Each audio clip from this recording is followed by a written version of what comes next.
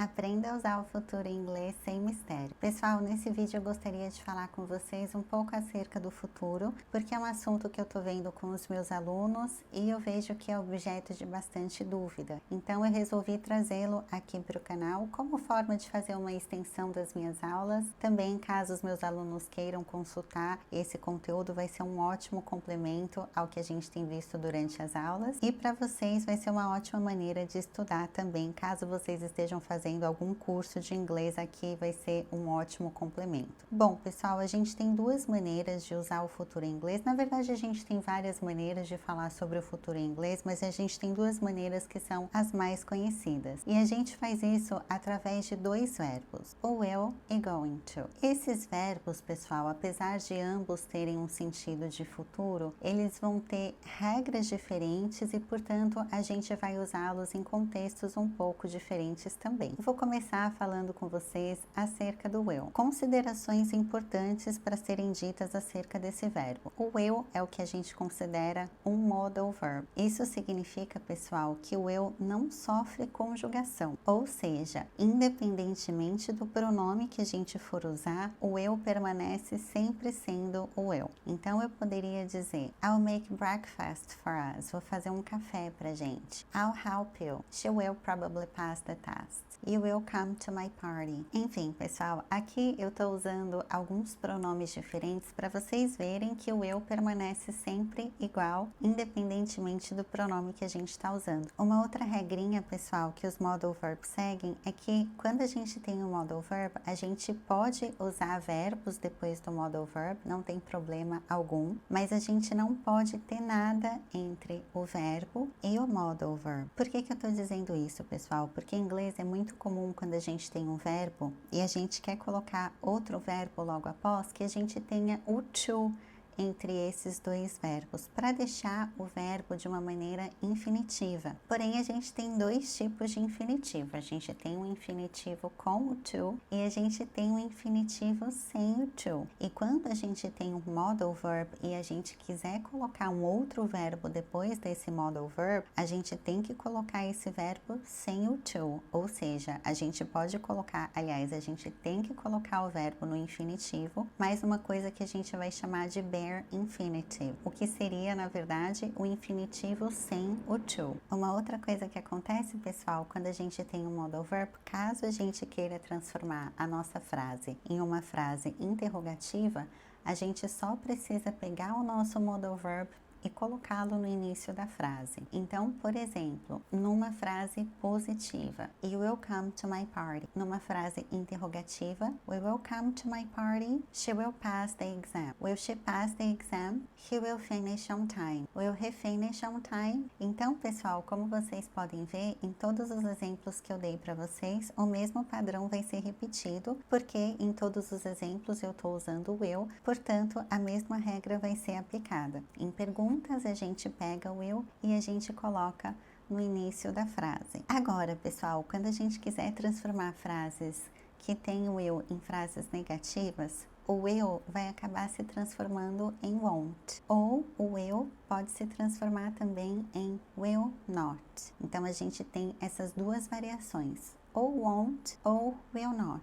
Will not seria a forma completa e o won't seria a forma abreviada. Tanto um quanto o outro estão certas, então vocês podem escolher o que vocês se sentem mais confortável em usar. E de novo, mesmo em frases negativas, o won't ou will not sempre vai seguir esse padrão, então eles não vão mudar. Exemplo, I won't pass the exam. She won't come to my party. He won't finish on time. E assim por diante, pessoal. Agora, o próximo exemplo que eu quero dar para vocês é o going to. Going to e gonna. Gonna e going to são a mesma coisa, tá legal? Nos livros didáticos, normalmente a gente acaba estudando going to, porque o gonna é uma maneira bastante informal de falar going to. Então, o gonna é como se fosse a junção do going mais o to. Então, pessoal, nos livros didáticos a gente sempre acaba estudando o going to, porque como eu falei anteriormente, o gonna acaba sendo bastante informal, mas eu acho importante explicá-lo também, porque ele é muito comum no inglês falado. passado. É claro, embora eu não aconselhe que meus alunos usem o gonna em inglês escrito, especialmente em contextos universitários, acadêmicos, e claro, quando você estiver em um ambiente um pouco mais formal, não aconselho usar o gonna, mas ele é bastante comum no inglês do dia a dia. E, como eu falei anteriormente, tanto going to quanto gonna têm o mesmo sentido, portanto, vão seguir praticamente as mesmas regras. Uma coisa importante de dizer, pessoal, é a diferença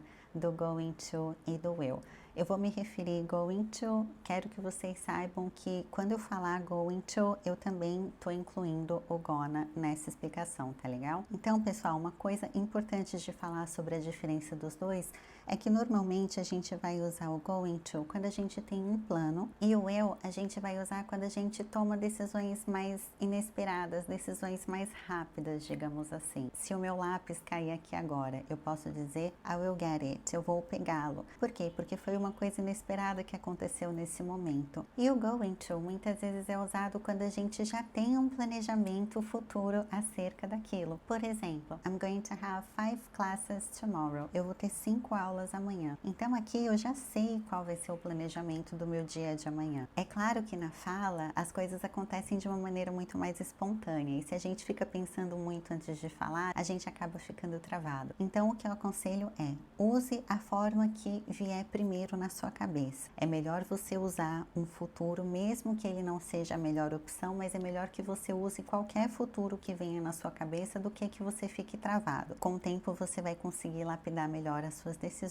Então, se tiver na dúvida, usa o que primeiro vier na sua cabeça e certamente com o tempo você vai conseguir decidir qual que será o melhor em cada contexto, tá legal? Bom, pessoal, agora que eu já falei dessa diferença do will e do going to, vamos às regras do going to. Uma coisa bastante importante de dizer é que o padrão vai ser exatamente esse que eu tenho falado para vocês. Going to. Claro que se vocês optarem por usar o gonna, a gente não vai precisar do to, tá legal? Porque como eu falei, o gonna já é a junção do going to. Eu vou dar um exemplo para vocês verem como ficaria na prática. I'm going to study English tonight. I'm gonna study English tonight. Como vocês podem ver, a única diferença que eu tenho aqui de uma frase para outra é que aqui a gente tem o going to e aqui a gente tem o gonna. No caso do gonna, a gente não precisa colocar o to. Uma coisa super importante de falar, pessoal, é que quando a gente fizer a opção por usar o going to, a gente precisa usar o verbo to be. Isso vai acontecer, pessoal, porque o going to, como vocês podem ver, é um padrão com ing. Normalmente, quando a gente tem o ing numa frase, a gente precisa usar o verbo to be, tá legal? Isso pode causar um pouco de confusão algumas vezes, porque os alunos entendem que o ing, ele sempre significa o gerúndio. E o que seria o gerúndio, pessoal? O gerúndio são esses verbos que a gente tem uma ideia de continuidade. Então, por exemplo, fazendo, andando, falando, ouvindo, todos esses verbos que eu mencionei, eles estão no gerúndio em português. Em inglês, esse padrão vai ser construído quando a gente adiciona as letras ing ou ing.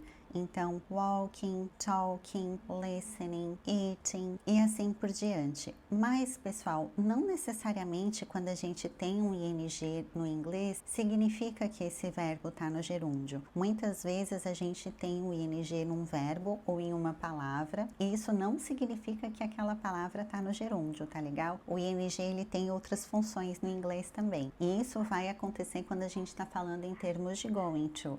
Então, embora aqui esteja com o ing, isso aqui é um padrão futuro. Porém, a gente precisa usar o verbo to be de qualquer forma. Já que a gente tem o verbo to be, pessoal, a gente vai precisar respeitar o padrão de conjugação do verbo to be. Então, na frase que eu dei para vocês, I'm going to study English tomorrow, aqui eu estou usando o am, porque eu estou falando na primeira pessoa. I am going to study English tomorrow. Se a gente pegar essa mesma frase e construí-la na terceira pessoa, por exemplo, o verbo to be vai mudar de acordo com o nosso sujeito. Então, por exemplo, she's going to study English tomorrow. Aqui, como vocês podem ver, a gente está mudando o verbo to be de acordo com o pronome she. Poderia dizer também, por exemplo, we are gonna visit our grandmother tomorrow. A gente vai visitar a nossa avó amanhã. Novamente, pessoal, aqui eu estou usando o are por conta do we, fazendo a conjugação de acordo com o pronome. Uma coisa muito importante de ser mencionada também, pessoal, é que quando a gente tiver o verbo to be, no caso do going to,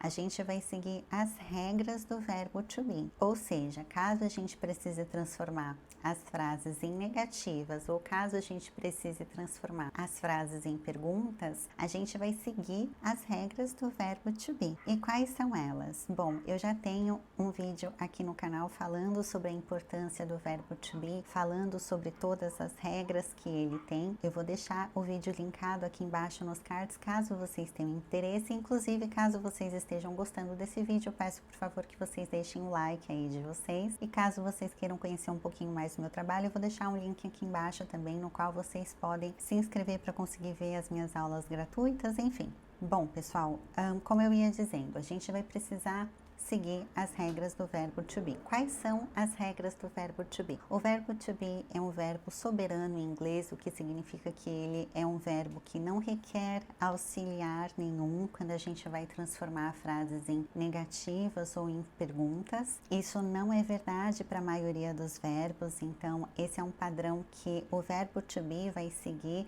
juntamente com os modal verbs. Tanto o verbo to be quanto os modal verbs, eles são verbos que seguem uma regra diferente dos demais, tá legal? O que isso significa, pessoal? Significa que caso eu queira transformar uma frase e essa frase tenha o verbo to be presente, caso eu queira transformar essa frase numa frase negativa, a gente precisa somente adicionar a palavra not. A gente não precisa adicionar o don't, a gente não precisa adicionar o doesn't, tá legal? A gente vai somente adicionar a palavrinha not. Por quê? Porque o don't e o doesn't vão ser auxiliares que a gente vai recorrer quando a gente não tiver o verbo to be. Como a gente tem o verbo to be, isso não é necessário. Então, se eu quiser dizer eu não vou estudar inglês hoje à noite, I'm not gonna study English tonight. Or, I am not going to study English tonight. Nós não vamos visitar a avó amanhã. We are not gonna visit grandma tomorrow. Ela não vai cozinhar hoje. She's not gonna cook today. Então, percebe? Aqui eu tô colocando exemplos misturados usando o going to e o gonna para vocês verem que o padrão é basicamente o mesmo. Tá legal? E caso, pessoal, a gente queira transformar essas frases em perguntas, a gente vai pegar o verbo to be e a gente vai colocá-lo na frente da nossa frase. Então, muito parecido com o modal verb will, em que a gente pega o will e coloca no início da frase. Como eu falei para vocês anteriormente, tanto o verbo to be quanto os modal verbs, eles vão seguir regras muito parecidas quando a gente está falando em transformar frases em negativas e frases interrogativas. Então, em uma pergunta, are you going to study English tonight? Are we going to visit grandma tomorrow? Is she gonna cook today? E assim por diante, pessoal. Pessoal, espero que vocês tenham gostado do vídeo de hoje. Caso vocês tenham alguma dúvida acerca desse assunto, eu peço que vocês deixem aqui embaixo nos comentários. Vai ser um prazer respondê-los. E vejo vocês nos próximos vídeos.